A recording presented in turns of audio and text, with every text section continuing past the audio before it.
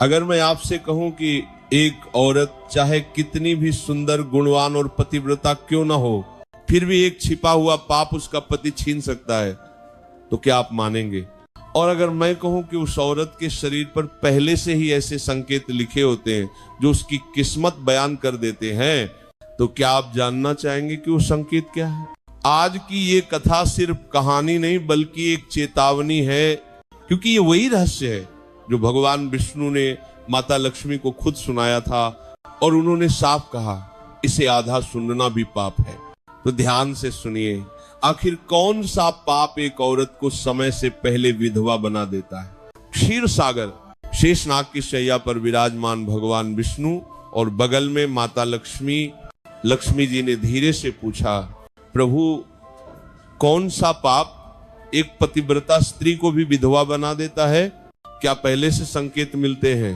भगवान विष्णु मुस्कुराए, हाँ देवी, संकेत मिलते हैं और ये पाप छिपता नहीं है। तुम्हें सब कुछ बताने से पहले मैं तुम्हें एक कहानी सुनाऊंगा जिसमें तुम्हारे सभी सवालों के जवाब होंगे। भगवान ने कथा शुरू की। मध्य देश का एक धनवान सेठ, उसका एक बेटा और 3 बेटियां, तीनों बेटियों के विवाह अच्छे अमीर घरानों में हुए, लेकिन सबसे छोटी बेटी सावित्री, उसका भाग्य कुछ और ही लिख कर लाया था। सुंदर, गुणवान, पतिव्रता, फिर भी विवाह के कुछ ही सालों में पति का निधन।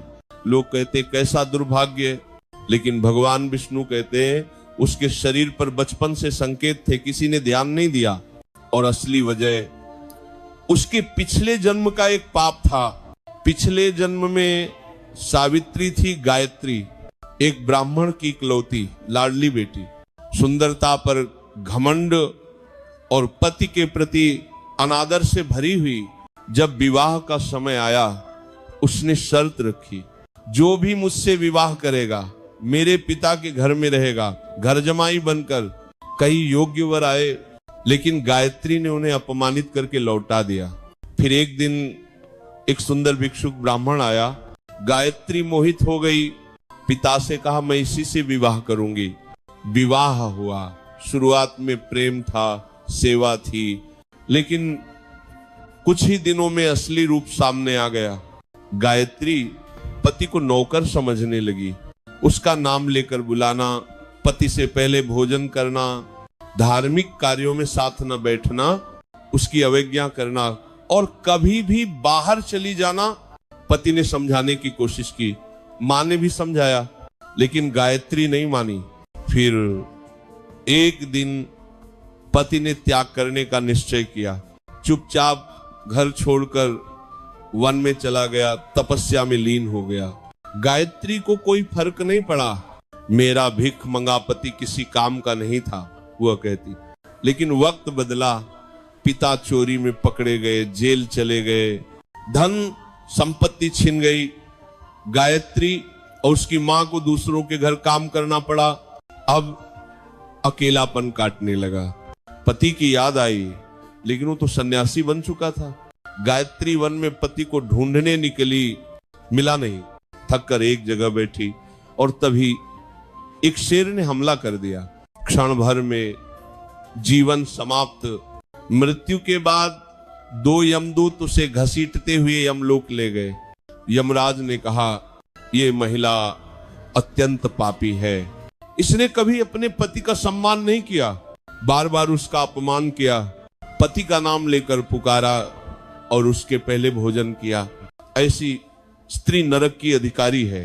वर्षों तक नरक की यातना और फिर पुनर्जन्म, लेकिन साथ में विधवा होने का दुर्भाग्य लेकर भगवान विष्णु बोले, देवी यही कारण था, सावित्री का सुख समय से पहले छीन गया। अब भगवान विष्णु ने वे संकेत बताए। अगर किसी महिला के पैर का अंगूठा बड़ा और गोल हो, नाखून टेढ़े हो, अंगूठे पर नसें दिखें, तो ये अशुभ है। मांस रहित पैर, चलते समय जोर से पटकना अशुभ।